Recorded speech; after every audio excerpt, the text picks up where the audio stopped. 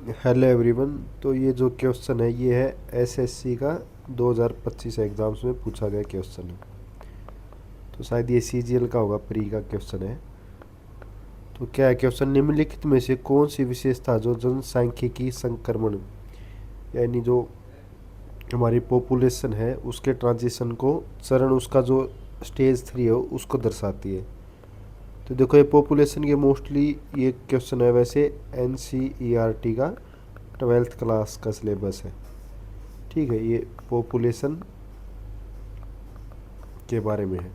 तो इसके question 4 option दिए गए हैं। थर्ड का, अगर उच्च प्रवासन और निम्न मृत्यु दर यानी हाई माइग्रेशन होगी और जो डेथ रेट है वो होगी लो डेथ रेट, या तो यह होगा। दूसरा क्या है, तीव्र मृत्यु दर में वृद्धि यानी डेथ रेट में एकदम से ज़्यादा तेजी। उच्च मृत्यु दर यानी हाई डेथ रेट होगी और उच्च प्रजनन अक्षमता आई क्या होगी, बर्थ रेट होगी। या निम्न प्रजनन अक्षमता यानी क्या होगी, जो बर्थ रेट है वो कम होगी और डेथ रेट कम होगी। तो चारों के बारे में एक बार हम डिस्कस करते हैं, उसके बाद आंसर ट्राई करेंगे। पहला देखो, जो हमारा जनसांख्यिकीय संक्रमण सिद्धांत है यानी जो डेमोग्राफिक ट्रांजिशन थ्योरी है, इसमें 4 मुख्य चरण हैं। जो सबसे पहली स्टेज क्या होती है, उच्च जन्म दर यानी जो बर्थ रेट होती है वो क्या होता है, हाई होती है, और जो डेथ रेट होती है वो दोनों हाई होती है। यानी लगभग जितनों ने जन्म लिया उतने ही मर गए, तो जनसंख्या लगभग स्थिर रहती है। ठीक है, ये इसको बोलते हैं स्टैग्नेंट पीरियड होता है पहला। तो दूसरा क्या होता है, इसमें जन्म दर तो हाई रहती है लेकिन जो मृत्यु दर है वो नीचे गिर जाती है। क्योंकि ये डेथ रेट कम होने का कारण क्या होता है कि स्वास्थ्य सेवाएं, ठीक है, विभिन्न बीमारियों के प्रति मतलब टीके बनाए गए, ये सारी चीज़ें सम्मिलित होती है। इस कारण इसमें क्या होता है कि इसमें जैसे जन्म तो ज़्यादा लोगों ने लिया लेकिन जो मरने वालों की संख्या कम होती है। इस कारण इसमें जनसंख्या ज़्यादा होती है, इसलिए दो दिवसीय चरण को जनसंख्या विस्फोट का चरण कहा जाता है।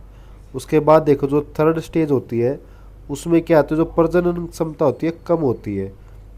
यानी जो बच्चे जन्म लेते हो कम लेते हो, जो मरने वाले भी कम ही होते हैं, यानी कम ने जन्म लिया और कम ही मर गए।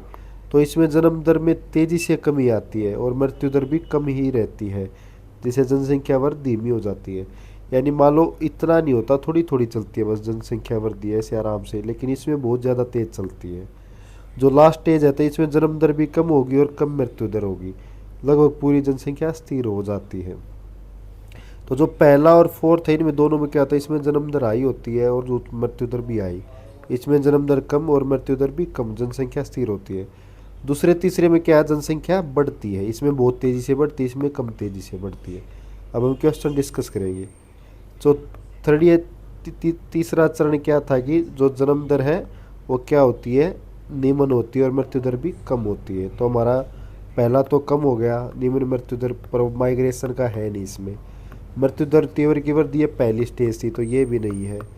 उच्च मृत्यु दर और प्रजनन क्षमता ये भी नहीं थे, तो कौन सी थी थर्ड स्टेज, निम्न प्रजनन क्षमता और निम्न मृत्यु दर।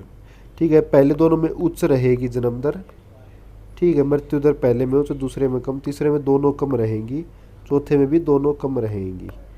ठीक है, तो हमारा आंसर क्या था इसका, निम्न प्रजनन क्षमता और निम्न मृत्यु दर।